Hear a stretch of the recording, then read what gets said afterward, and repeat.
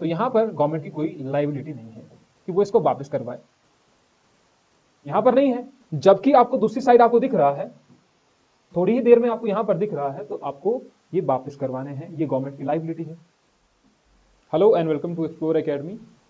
आई hope कि आप सभी की पढ़ाई बहुत अच्छी चल रही होगी। तो लास्ट वीडियो में हमने बात की थी इकोनॉमिक सर्वे की, और इकोनॉमिक सर्वे के सेकंड चैप्टर हमने देखा था पिछले कल। तो सेकंड चैप्टर में हमने देखा था macro economic view of Himachal Pradesh. उससे जो पहले वाला चैप्टर था उसमें जनरल व्यू बताया गया था, जनरल व्यू या general review.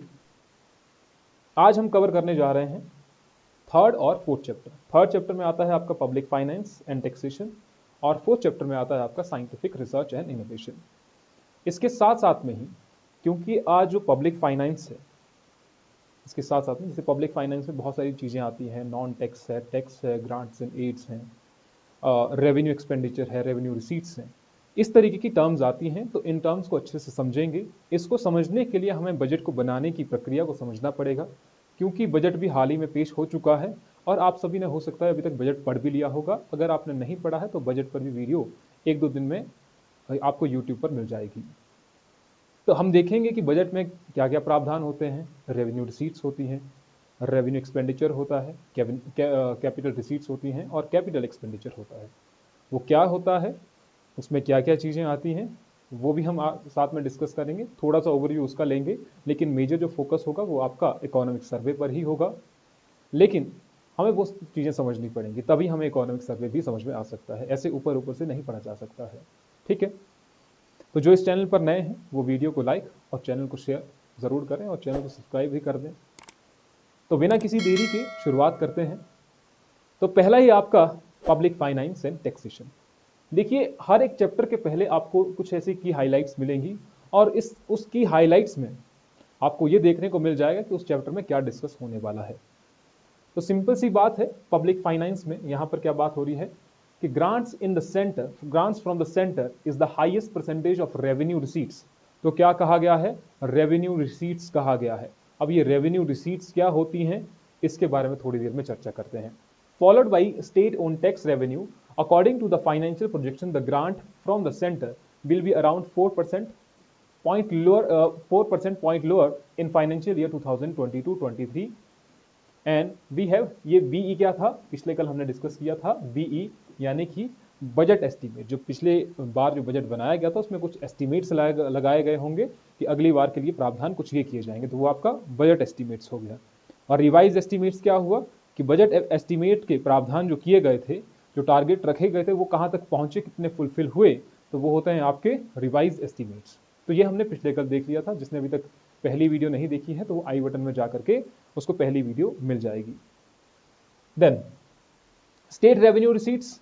State revenue receipts से कितना आ रहा है, ग्रांट जो रिसीट्स आती हैं, रेवेन्यू रिसीट्स आती हैं, उसमें ये कह रहा है कि ग्रांट्स जो हैं, जो सेंटर से ग्रांट्स मिलती हैं, ग्रांट्स या तो सेंटर से भी मिलती हैं, जैसे आप दूसरी स्टेट्स हैं वहां से भी आपको ग्रांट्स मिलती हैं, या आप कहें बाहर से भी, अलग देशों से भी ग्रांट्स मिलती हैं, जैसे नाबार्ड हो गया आपका, इनसे भी ग्रांट मिलती है। तो इस तरीके की ये कह रहा है कि जो सेंटर है, सेंटर से हमें सबसे ज्यादा ग्रांट मिलती है, जो कि हिस्सा किसका बनाती है, रेवेन्यू रिसीट्स का।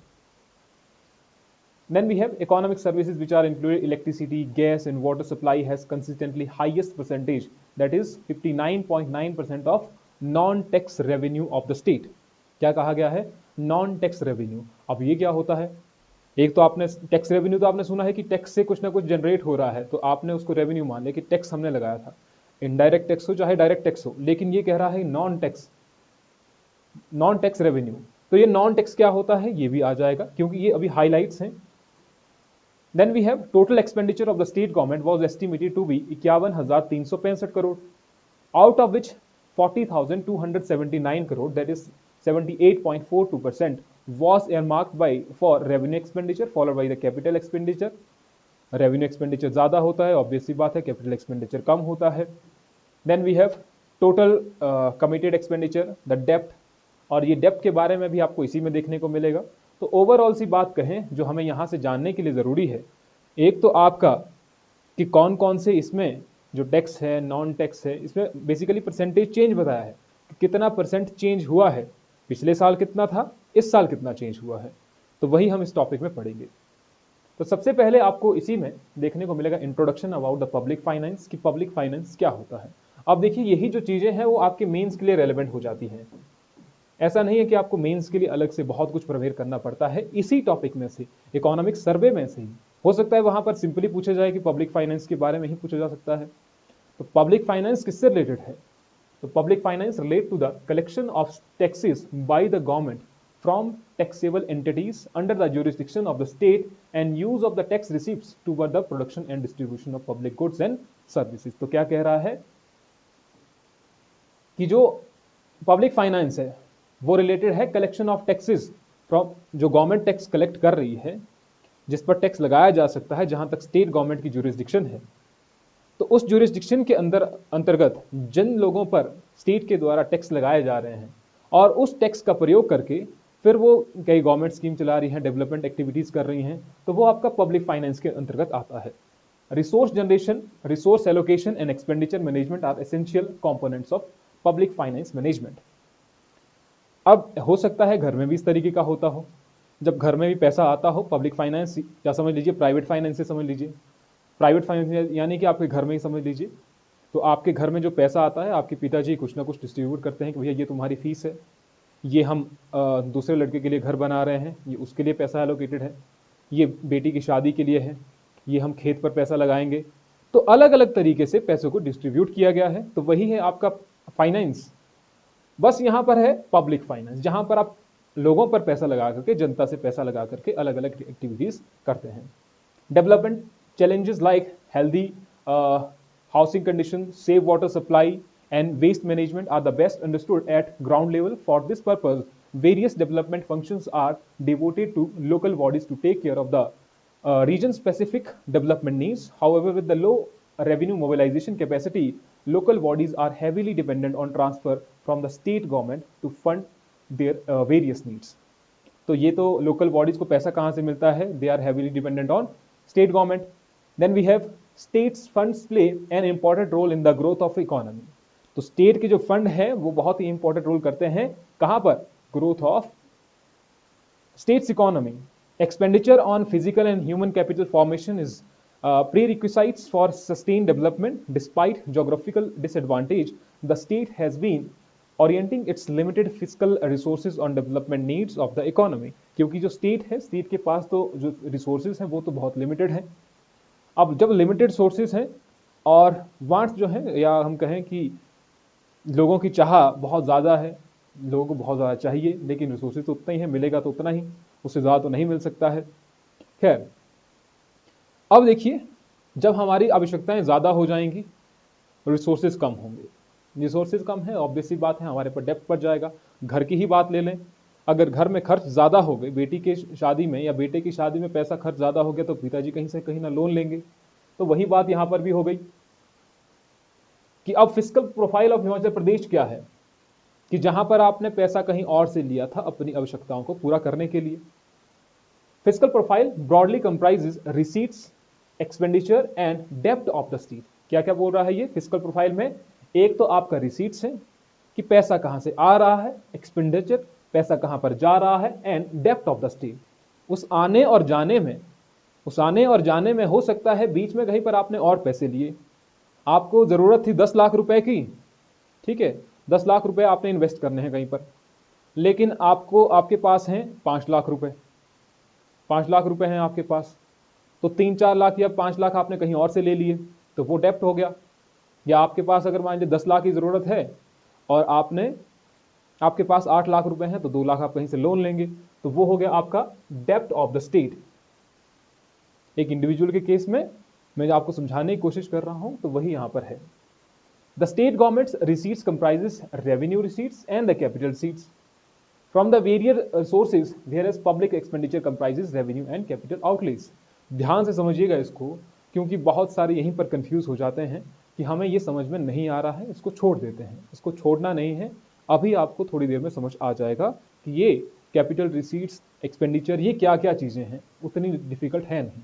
अब ये हो सकता है यही आपको पहली ही लाइन कंफ्यूज करें, तो कंफ्यूज नहीं होना है, समझ आ जाएगा।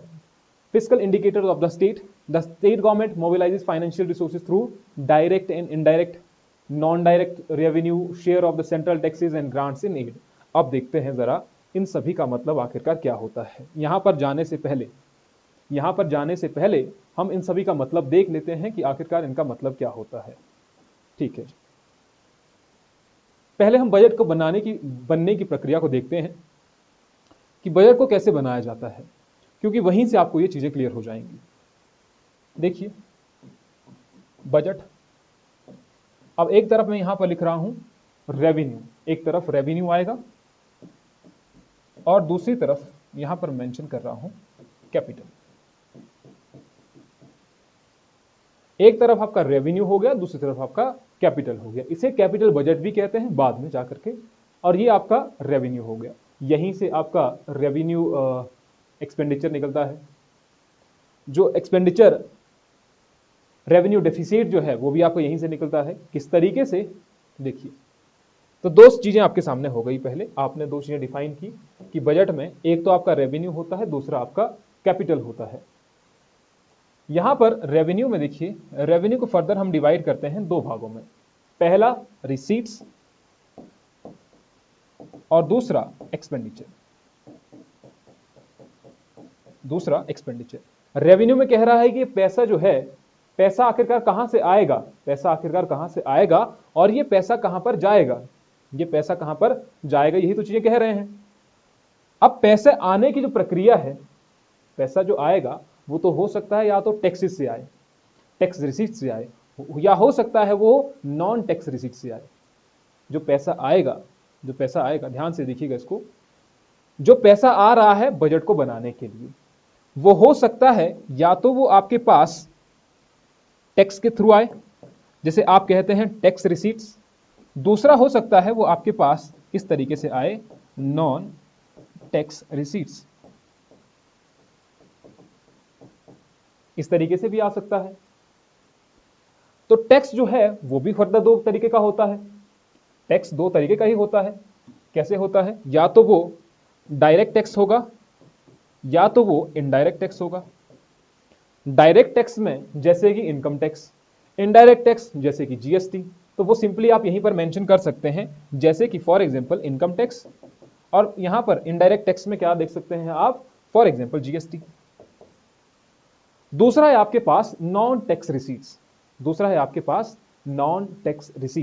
नॉन टैक्स रिसीट्स का मतलब क्या होता है, यहां का देखिए, फॉर एग्जांपल गवर्नमेंट ने कभी आप पर पेनल्टी लगाई, कभी फाइन लगा दिया, इस तरीके की चीजें इंपोज कर दी, तो वो आता है आपका नॉन टैक्स रिसीट्स में। वो टैक्स सब पे तो नहीं लग रहा है ना, टैक्स के रूप में तो नहीं लग रहा है, लेकिन कुछ ना कुछ तो वो फाइन कलेक्ट कर रही है, या फिर पेनल्टी के रूप में, या फिर उसको डिविडेंड मिल रहा है, प्रॉफिट मिल रहा है। और डिविडेंड और प्रॉफिट कैसे मिलेगा, डिविडेंड और प्रॉफिट जो पब्लिक सेक्टर अंडरटेकिंग है, गवर्नमेंट की जो पब्लिक सेक्टर अंडरटेकिंग है, वहां पर मान लीजिए या समझ लीजिए कि गवर्नमेंट के कुछ शेयर हैं, तो उस शेयर्स पर गवर्नमेंट को क्या मिलेगा, डिविडेंड। गवर्नमेंट के पीएसयूज हैं, पब्लिक सेक्टर अंडरटेकिंग जो है, उसमें भी उसमें फायदा हो रहा है मान लीजिए, तो वो किस में इंक्लूड होगा, नॉन टैक्स रिसीट्स में। वो यहां पर तो नहीं आएगा क्योंकि यहां पर तो टैक्स रिसीट्स हैं, तो नॉन टैक्स है वो, वहां पर टैक्स थोड़ी ना लगाया गया है किसी तरीके का, तो वहां पर टैक्स नहीं लगाया गया है। तो जो प्रॉफिट है, जो डिविडेंड है, जो फाइन है, पेनल्टी है, जो इंटरेस्ट है, वो भी आपका यहीं पर आता है। और क्या आएगा यहां पर, इंटरेस्ट।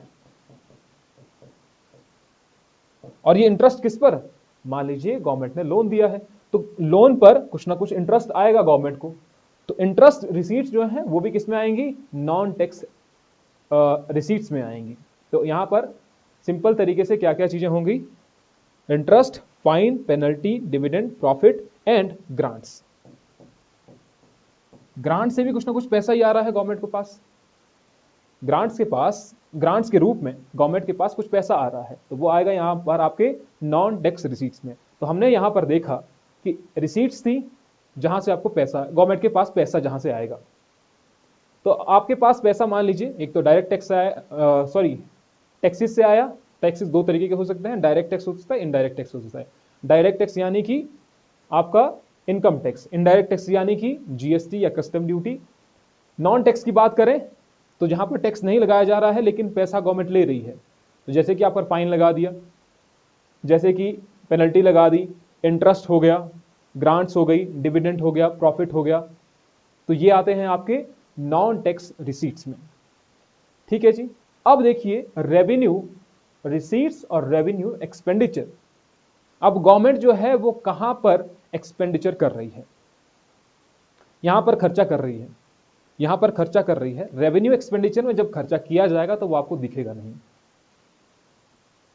क्योंकि मान लीजिए गवर्नमेंट ने आज सैलरी इंप्लॉयज की दी, तो आपको एक एक इंडिविजुअल को दिख रही है ना कि मुझे पैसा आ गया, लेकिन आपको बाहर तो नहीं दिख रहा है, कहीं पर ऐसे तो नहीं दिख रहा है कि आज हॉस्पिटल बनाया गवर्नमेंट ने, नहीं।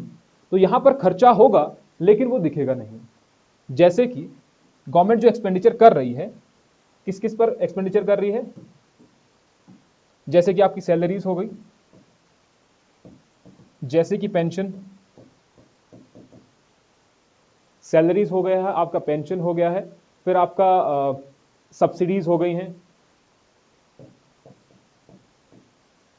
सब्सिडीज ये भी नहीं दिखाई देती हैं। सेंट्रल स्पॉन्सर्ड कुछ स्कीम है उसमें भी पैसा लगाया जाता है तो वो भी इसमें ही आता है। फिर आपका इंटरेस्ट पेमेंट हो गया, इंटरेस्ट पेमेंट की बात हो रही है। अब ये तो इंटरेस्ट जो गेन कर रही है गवर्नमेंट तो वो है, यहां पर इंटरेस्ट पेमेंट, इंटरेस्ट पेमेंट यानी कि गवर्नमेंट ने जहां से लोन लिया था उसका इंटरेस्ट चुकाने के लिए जो पैसा लगेगा वो कहां से होगा, यहां से, रेवेन्यू एक्सपेंडिचर। ठीक है, तो ये बजट को समझने के लिए जरूरी है क्योंकि बजट आ चुका है, तो उसमें लिखा होगा कि रेवेन्यू एक्सपेंडिचर क्या है, रेवेन्यू रिसीट्स क्या है, हिमाचल के बजट में लिखा होगा। तो बजट को भी हम इसी तरीके से थोड़ा बहुत सिंप्लीफाई करने की कोशिश करेंगे। आई होप कि आप सभी को समझ में आ रहा होगा। कहीं पर भी आपको दिक्कत आती है तो कमेंट सेक्शन में लिख दीजिए, समझ आ रहा है तो भी लिख दीजिए ताकि पता चले कि आपको समझ में आ रहा है। Then we have capital expenditure, sorry capital receipts and expenditure. तो दो तरीके का ये भी आपका दो तरीके का, पहला आपका रेवेन्यू रिसीट्स और दूसरा आपका कैपिटल एक्सपेंडिचर। कैपिटल रिसीट्स हो गई हैं और कैपिटल एक्सपेंडिचर हो गया है। कैपिटल रिसीट्स का मतलब है यहां पर आपको बदले में कुछ ना कुछ देना पड़ेगा, ऐसे नहीं मिलेगा, यहां पर बदले में कुछ ना कुछ तो लगेगा। यहां पर तो ऐसा नहीं हो रहा था, है ना, यहां पर तो कुछ ऐसा नहीं हो रहा था, लेकिन यहां पर बदले में कुछ ना कुछ देना पड़ेगा। ये डेप्ट क्रिएटिंग है। कैसे हैं ये डेप्ट क्रिएटिंग है, डेप्ट क्रिएटिंग यानी कि कुछ ना कुछ डेप्ट सरकार पर पड़ रहा है। जैसे कि अगर गवर्नमेंट डिसइन्वेस्टमेंट कर रही है तो यहां पर कुछ ना कुछ दे रही है, कुछ ना कुछ तो दे ही रही है ना। और साथ ही साथ में अगर मान लीजिए लोन लेती है गवर्नमेंट, और लोन भी दो तरीके के हो सकते हैं, या तो वो इंटरनल लोन हो सकता है या तो वो एक्सटर्नल लोन हो सकता है। इंटरनल लोन का मतलब है कि भैया सेंटर सरकार से लोन ले लिया, और एक्सटर्नल लोन का मतलब ये है कि बाहर के देश से कहीं लोन ले लिया। तो यहां पर या तो इंटरनल लोन हो सकता है, इंटरनल सॉवरेन लोन कहते हैं, इंटरनल सॉवरेन लोन, और या हो सकता है external sovereign loan, external sovereign loan, sovereign loan. ठीक है, यहां शॉर्टकट में लिख रहा हूं, आप अपने नोट्स में लिख दीजिएगा। तो ये भी दो तरीके के हो गए, और ये कैसे हैं, ये है डेप्ट क्रिएटिंग। कैसे हैं, ये है डेप्ट क्रिएटिंग। और साथ साथ में यहां पर क्या आ जाएगा इसमें, डिसइन्वेस्टमेंट, डिसइन्वेस्टमेंट। जैसे कि कोई पब्लिक सेक्टर अंडरटेकिंग है, कोई पीएसयू है गवर्नमेंट का, तो उसमें कुछ फायदा नहीं हो रहा है, अब उसका डिसइन्वेस्टमेंट किया जा रहा है, यानी कि अपने गवर्नमेंट क्या कर रही है, अपने शेयर को बेच रही है। गवर्नमेंट के पास अभी तक 51% शेयर थे, अब जाकर के 49 है। अब गवर्नमेंट के पास कंट्रोल कम है, किसी प्राइवेट प्लेयर के पास उसका कंट्रोल है, तो वो हो गया डिसइन्वेस्टमेंट। तो कहां पर आएगा, कैपिटल रिसीट्स में आएगा। यहां से जो पैसा मिलेगा तो वो है कैपिटल रिसीट्स, इन सभी से जो पैसा आपको मिल रहा है। लेकिन वहां पर या तो वो टैक्स से मिल रहा है और या तो आपका नॉन टैक्स से मिल रहा है। ये गवर्नमेंट को वापस नहीं करना है, ये वाला गवर्नमेंट को वापस ही नहीं करना है, क्योंकि गवर्नमेंट ये तो नहीं बोलती है कि हम आपको, भैया आपने जो टैक्स पे किया था हम आपको वापस करेंगे, और ये भी नहीं बोलती है कि जो आपने फाइन भरा था वो हम आपको वापस करेंगे। कभी गवर्नमेंट ऐसा नहीं करती है। तो ये वाला गवर्नमेंट वापस ही नहीं करवाती है, जबकि ये गवर्नमेंट को वापस करना होता है। इसीलिए ये कैसा है, डेप्ट क्रिएटिंग है। कैसा है, डेप्ट क्रिएटिंग है। दूसरा है अब एक्सपेंडिचर। अब यहां पर आपको एक्सपेंडिचर जो था वो दिख ही नहीं रहा था, यहां पर दिख नहीं रहा था, यहां पर दिख नहीं रहा है, लेकिन ये वाला आपको दिखेगा। जहां पर भी गवर्नमेंट ने व्यय किया है, हिंदी में व्यय ही कहते हैं, तो जहां पर भी गवर्नमेंट के द्वारा व्यय किया गया है तो वो आपको दिखेगा। फॉर एग्जाम्पल, कहीं गवर्नमेंट ने रोड बनाए, हॉस्पिटल बनाया, स्कूल बनाए, तो मेजर चीजें आपको दिख रही हैं यहां पर। ये आपको दिख रहा है कि आपने कुछ ना कुछ किया है, इन्वेस्टमेंट कर दी कहीं पर गवर्नमेंट ने, तो वो किस में आता है, वो आता है एक्सपेंडिचर में। आई होप कि आप सभी को अभी तक चीजें क्लियर है कि क्या हुआ है, या तो आप रिकैप भी कर सकते हैं कि आखिरकार क्या क्या चीजें इसमें डिस्कस की गई है। देखिए, दूसरा एक चीज होती है इसमें लाइबिलिटी एंड एसेट्स, एसेट और लाइबिलिटी। उसका मतलब क्या होता है, मान लीजिए मैंने आपको 100 रुपए दिए, मैं आपको 100 रुपए दे रहा हूं या 500 रुपए आपको दे रहा हूं, तो 500 रुपए जो मैंने आपको दिए हैं वो आपका एसेट नहीं है, यानी कि वो आपके नहीं है, आपको मुझे वो वापस करवाने हैं। और आपको मुझे जब वो वापस करवाने हैं तो वो आपकी लाइबिलिटी है कि आपको मुझे वो वापस देने ही पड़ेंगे। तो एसेट और लाइबिलिटी का मतलब ये है कि वो आपका एसेट नहीं है, आपको वो मुझे वापस करवाने हैं, वो आपकी लाइबिलिटी हो गई। तो क्या यहां पर गवर्नमेंट की कुछ लाइबिलिटी है, यहां पर गवर्नमेंट की कुछ लाइबिलिटी है? तो यहां पर गवर्नमेंट की कोई लाइबिलिटी नहीं है कि वो इसको वापस करवाए, यहां पर नहीं है। जबकि आपको दूसरी साइड आपको दिख रहा है, थोड़ी ही देर में आपको यहां पर दिख रहा है, तो आपको ये वापस करवाने हैं, ये गवर्नमेंट की लाइबिलिटी है।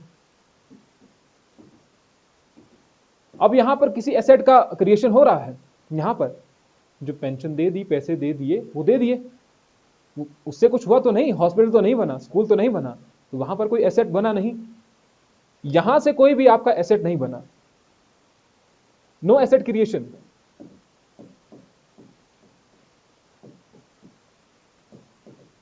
जबकि यहां पर आप देखेंगे तो आपका क्या हो रहा है, एसेट क्रिएशन हो रहा है, कुछ ना कुछ बन रहा है ना, जो आपको दिख रहा है कि हां बना तो बना कुछ। तो ये है सारा पब्लिक फाइनेंस से रिलेटेड। अब आपको समझ में आएगा कि वहां पर जो नॉन टैक्स लिखा होगा, कहीं पर नॉन टैक्स रेवेन्यू लिखा हुआ है, कहीं पर टैक्स लिखा हुआ है, कहीं पर इस तरीके से इंटरेस्ट पेमेंट लिखी है, रिसीट्स लिखा हुआ है, एक्सपेंडिचर लिखा हुआ है, तो वो आपको समझ में आ जाएगा। ओवरऑल से जो हमने बात की, बजट को दो तरीके से, एक रेवेन्यू और एक एक्सपेंडिचर। रेवेन्यू को फर्दर डिवाइड किया गया रिसीट्स और एक्सपेंडिचर में। रिसीट्स में आपके क्या आएंगी, जैसे कि आपका टैक्स हो गया, नॉन टैक्स रिसीट्स हो गई, और कैपिटल एक्सपेंडिचर में क्या आएगा, जैसे आपका सैलरीज हो गई, पेंशन हो गया, आपकी गवर्नमेंट स्पॉन्सर स्कीम्स हो गई, सब्सिडीज हो गई, वो हो गया। और दूसरी तरफ कैपिटल में क्या आ गया, कैपिटल रिसीट्स में इंटरेस्ट पेमेंट हो गई और आपका डिसइन्वेस्टमेंट हो गया, इंटरेस्ट पेमेंट नहीं, जो लोन लिया गया है, और एक्सपेंडिचर हो गया रोड, हॉस्पिटल वगैरह वगैरह, ये सब चीजें डन। तो यही हम देखेंगे बजट में भी। हम देखेंगे कि गवर्नमेंट के द्वारा रेवेन्यू रिसीट्स कितनी है, करोड़ों में है। जैसे कि अभी अब आप देखेंगे हिमाचल प्रदेश का 2023 का जो बजट है, वहां पर प्रावधान क्या है कि रेवेन्यू रिसीट्स लगभग आपकी है 36,000 या 37,000 समथिंग, 37,999। तो ये आपको मिलेगा 37,999 रेवेन्यू रिसीट्स।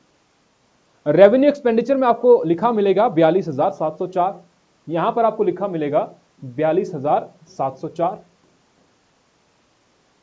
तो अब देखिए यहां पर रेवेन्यू रिसीट्स जो है वो 37,999 है, और रेवेन्यू जो एक्सपेंडिचर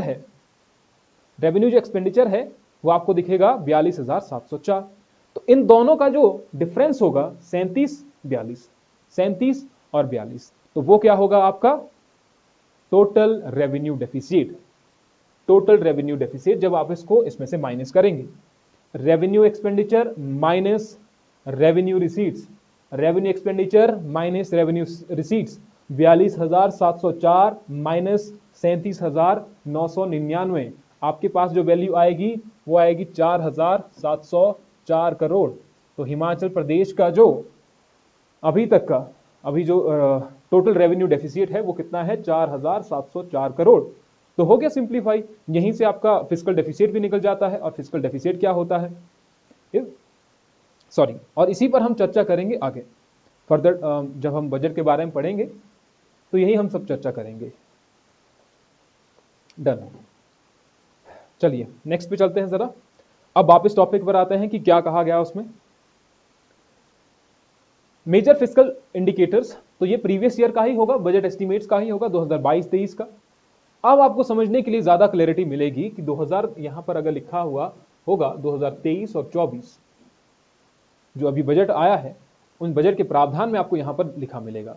तो रेवेन्यू रिसीट्स कह रहा है 36,375, 36,375।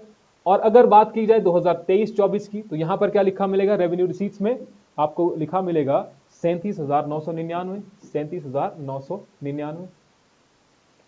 Then we have tax revenue including centre share, including centre share. तो ये है 1 को ही फर्दर डिवाइड किया गया है रेवेन्यू रिसीट्स में से। मैंने कहा कि रेवेन्यू रिसीट्स कहां कहां से मिलेंगी आपको, तो रेवेन्यू रिसीट यहां पर हो गया tax collection including centre share. तो सेंटर का शेयर देखें यहां पर 37,690, और स्टेट ओन टैक्स तो वो कितना है 2,769। Then we have grants in aid, तो ग्रांट्स इन एड कितनी है 15,946। डिसइन्वेस्टमेंट, और उसे क्या कह रहे हैं आप, नॉन डेप्ट रिसीट्स।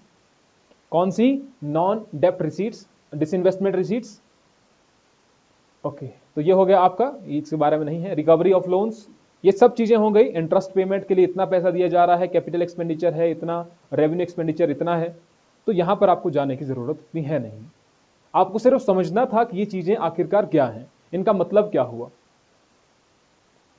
तो component of tax revenue as percentage of total receipts, यानी कि टोटल रिसीट जो आपको मिली, तो टैक्स रेवेन्यू उसका कितना परसेंटेज है जो आपको टोटल रिसीट्स मिली। तो यहां पर आपको दिख रहा है ग्रांट्स फ्रॉम द सेंटर 32.6%, 32.6%। ये है आपका grants from states, sorry grants from centre.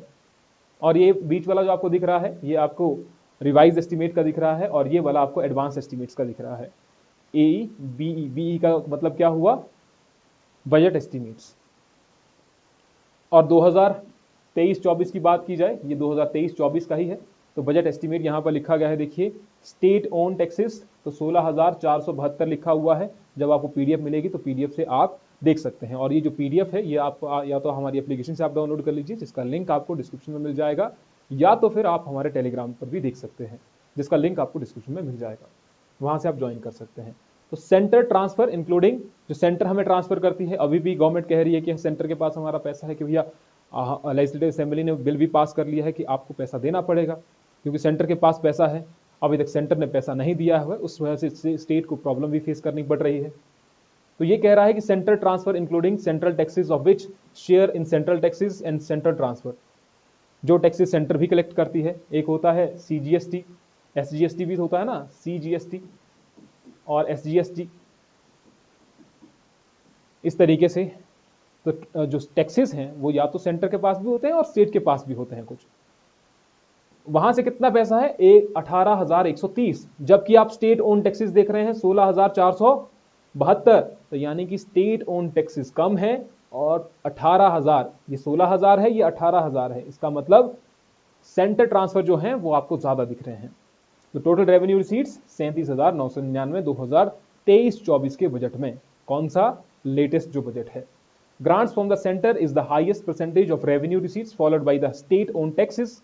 According to financial projections, the grant from the state will be around 4 percentage point lower in financial year 2022-23 budget estimate compared to financial year 2021-20. Then we have overall indicators. अच्छा, यही हमने अभी previous slide में देखा, तो इसको आप याद रखिएगा, इंपॉर्टेंट है आपके एग्जाम के लिए, जो पूछा जा सकता है। और ये तो सिंपली आपको याद रखना ही है, क्योंकि ये तो बजट में भी आने वाला है। Then we have non tax revenue. अब ये नॉन टैक्स रेवेन्यू क्या, कौन से हुए, अभी मैंने आपको पहले बताया, या तो वो टैक्स हो सकता है, या तो टैक्स रिसीट्स हो सकती हैं, या तो आपकी नॉन टैक्स रिसीट्स हो सकती हैं। तो ये आपका नॉन टैक्स रेवेन्यू या नॉन टैक्स रिसीट्स एक ही बात कह रहा है। तो मेनली इंटरेस्ट रिसीट्स, जो इंटरेस्ट के रूप में आपको मिल रहा है पैसा, interest on loan, receipts from the sale of power, dividend and profit from the public sector undertaking, and receipts from services provided by the government, including these provided by public service commission, जो public service commission के द्वारा भी ये दी जा रही हैं, health education इनके द्वारा भी दी जा रही हैं। तो कहने का मतलब यही है कि जो सर्विसेज गवर्नमेंट के द्वारा दी जा रही है, डिविडेंड है, प्रॉफिट है, PSUs हैं, उससे जो पैसा आ रहा है, क्योंकि वो टैक्स के रूप में नहीं आ रहा है, टैक्स तो आपका हो गया, डायरेक्ट टैक्स, इनडायरेक्ट टैक्स वो तो अलग है, जो टैक्स के रूप में नहीं आ रहा है पैसा, तो वो क्या है, वो ये वाला है, जो प्रॉफिट के रूप में आ रहा है, डिविडेंड के रूप में आ रहा है, वो आपका नॉन टैक्स रेवेन्यू हो गया। समझिए, सिर्फ डाटा आपको उतना याद रखने की जरूरत नहीं है, परसेंटेज थोड़ा बहुत याद रख सकते हैं। तो नॉन टैक्स रेवेन्यू में आपके आते हैं fees, prices of public goods and services, special assessment, finance and penalties, gift, grants and donation, special levies and borrowings, part of non tax revenue. Then we have non-debt capital receipts, जो डेप्ट create नहीं करती हैं। अगर आपको ये वाला अभी याद हो, ये वाला अभी याद हो, इसमें मैंने कहा था इन्वेस्टमेंट, डिसइन्वेस्टमेंट, तो ये जो दोनों थे ये कैसे हैं, डेप्ट क्रिएटिंग। ये कैसे थे, ये डेप्ट क्रिएटिंग थे, और डिसइन्वेस्टमेंट डेप्ट क्रिएटिंग नहीं है। यहां पर आप बदले में कुछ ना कुछ दे रहे हैं बस। मैंने ये भी कहा था कि आप जब आप इसकी बात करते हैं, कैपिटल रिसीट्स की बात करते हैं, तो यहां पर आपको कुछ ना कुछ देना पड़ता है, कुछ ना कुछ तो जाएगा। तो यही बात है कि जब आप डिसइन्वेस्टमेंट कर रहे हो तो कुछ ना कुछ जा रहा है, लेकिन डेप्ट क्रिएटिंग नहीं है, डेप्ट क्रिएटिंग नहीं है। तो अगर नॉन डेप्ट क्रिएटिंग की बात की जाए, यहीं पर आपको जो कह रहे हैं कि नॉन डेप्ट creating capital receipts consisting of recovery of loans, advances and disinvestment receipts. The budget estimate for financial year 2022-23 envisages 45 crore as recovery of loans and no income from disinvestment. तो यहां पर कोई इनकम डिसइन्वेस्टमेंट से नहीं है, और recovery of loans, जो loan दिए गए थे वो रिकवरी ऑफ लोन वो भी इसमें ही आता है। Fiscal, major fiscal indicator as a percentage of GSDP। तो थोड़ा बहुत इसको याद रख सकते हैं, ज्यादा याद रखने की जरूरत नहीं है, बहुत ही लेंथी हो जाएगा अगर इसको भी याद रखें। तो जानना जरूरी है हमें कि चीजें क्या क्या होती हैं, क्योंकि आप रट्टा नहीं मार सकते। ऑब्वियस सी बात है, अगर आप बड़े एग्जाम की तैयारी करें, छोटे एग्जाम की भी कर रहे हैं, तब भी आप रट्टा नहीं मार सकते हैं। कहीं ज्यादा काम नहीं आएगा, ज्यादा से ज्यादा कितना याद रहेगा, 1 हफ्ते, 2 हफ्ते, 3 महीने, 2 महीने, इससे ज्यादा नहीं रह पाएगा। तो आपको समझने के लिए चीजों को बेहतर ढंग से समझना पड़ेगा, याद रखने के लिए। डेप्ट position of the state, Himachal Pradesh की जो डेप्ट पोजीशन है वो आखिरकार क्या है, कितना लोन है हिमाचल प्रदेश पर, यही सब बातें इसमें की गई हैं। तो ये बोल रहा है कि एज डेप्ट as percentage of GSDP was 39.29% in the financial year 2020-21 as against 35.25% in financial year 2019-20। तो यहाँ पर जो डाटा दिया गया है वो कौन सा डाटा दिया गया है, 2020-21 का डाटा दिया गया है, और ये 20-21 का डाटा दिया गया है फाइनेंस डिपार्टमेंट के द्वारा, जो कि बजट में, जो कि इकोनॉमिक सर्वे में है। तो इसलिए इकोनॉमिक सर्वे में तो इंपॉर्टेंट है फिर। तो 2020-21 के अकॉर्डिंग क्या कह रहा है, जो डेप्ट परसेंटेज है to the GDP Himachal Pradesh की GDP का कितने परसेंट है, 39.29%। कितना है, 39.29%, जो कि बहुत ज्यादा हाई है। और यही आप देखते हैं, इससे प्रीवियस कितना था, 35। तो ये जो है ये बढ़ता ही जा रहा है। यहां पर आप देख रहे हैं 35 है, 34 है, 34 है, 35 है, यहां पर 39 हो गया। यहां पर 2020-21 में 39 हो गया, और अब जाकर के ये और भी बढ़ गया है। जब हम बात करेंगे फिस्कल डेफिसिट वगैरह की, वहां पर देखेंगे जरा। इसी में जो लास्ट बताया गया है वो है जेंडर बजट। और जेंडर बजट कुछ नहीं है, जेंडर बजट है महिलाओं के उत्थान के लिए, उनके एम्पावरमेंट के लिए देखना पड़ेगा कि इन सब चीज़ों में महिलाओं का उत्थान भी हो रहा है कि नहीं हो रहा है, ऐसी गवर्नमेंट स्कीम भी चल रही है या नहीं है। तो वही आपका gender budget. Advance gender equality, gender budgeting is essence is a plan and action and a procedure with the long term objective of attaining gender equality. यहाँ पर किसकी बात हो रही है, जेंडर इक्वालिटी की बात हो रही है। तो इसको याद रखिएगा, बहुत ही इंपॉर्टेंट है। मेंस पॉइंट ऑफ व्यू से ये इंपॉर्टेंट है, मेंस पॉइंट ऑफ व्यू से, प्रीलिम से तो उतना नहीं है। Then we have category wise gender budget in lakhs. तो ये भी याद रखने की जरूरत है नहीं कि जेंडर बजट जो था वो अगर देखा जाए डिपार्टमेंट वाइज या कैटेगरी वाइज देखा जाए तो इतना याद रखने की जरूरत नहीं है। देन वी हैव नेक्स्ट जो है आपका scientific research and innovation, scientific research and innovation, fourth chapter. अब इस फोर्थ चैप्टर में भी आपको उतनी ज्यादा जानकारी याद रखने की जरूरत नहीं है, कुछ एक जो है वो आपको याद रखनी है, जैसे कि हम कितना परसेंटेज इसको दे रहे हैं, जीडीपी का कितना परसेंट इसमें लग रहा है, तो वो चीजें आप याद रख सकते हैं। तो की हाईलाइट में भी अगर आप की हाईलाइट को ही पढ़ते हैं तो मेजर जो है वो आपका साइंटिफिक रिसर्च एंड इनोवेशन का कंप्लीट हो जाता है। देखिए जरा, पहले यहां पर भारत का भी दिया है, फिर आपका हिमाचल का दिया हुआ है। India invest 0.7% of its gross domestic product on research and development. कितना? हमारी जीडीपी का 0.7%, 0.7% किस में जा रहा है? रिसर्च एंड डेवलपमेंट पर, R&D पर 0.7%। और हिमाचल का कितना जा रहा है? हिमाचल 0.6% करता है अपनी जीडीपी का contribute toward research and development. तो सिर्फ थोड़ा ही अंतर आपको दिख रहा है, 0.1% का आपको अंतर दिख रहा है सिर्फ। तो आपको इस तरीके से आप याद रख सकते हैं। The government of India invest more than 63% of 0.7% of GDP on research. क्या कह रहा है? ये सिंपली इतना कह रहा है कि जो 0.6% है, इस 0.6% का अगर मान लीजिए इसको हम 100 मानते हैं, इसको 100 मानते हैं, तो 100 में से 63% किस पर जाता है? सिर्फ और सिर्फ रिसर्च पर जाता है। किस पर? रिसर्च पर जा रहा है तो दोनों रिसर्च एंड डेवलपमेंट, लेकिन 63%, इसका 63% किस पर जा रहा है? रिसर्च पर जाता है। Then we have in terms of absolute numbers, India has 3.42 lakh researchers compared to 17.4 lakh in China and 13.7 lakh in USA। तो रिसर्च और डेवलपमेंट से जानना ये जरूरी है कि भारत में जो रिसर्च एंड डेवलपमेंट की बात की जाए, जो रिसर्चर्स हैं तो उनकी संख्या कितनी है? 3.42 लाख, इतनी है, बहुत कम है। जबकि आप चाइना से कंपैरिजन करें तो 17.4 लाख है, और अगर यूएस की बात करें तो 13.7 है, 13.7 लाख है। तो ये संख्या जो है वो बहुत कम है। According to Reserve Bank of India study report on the R&D expenditure of the state in union territory, Himachal Pradesh spend significantly on scientific research and financial year 2020-20। ये कितना है?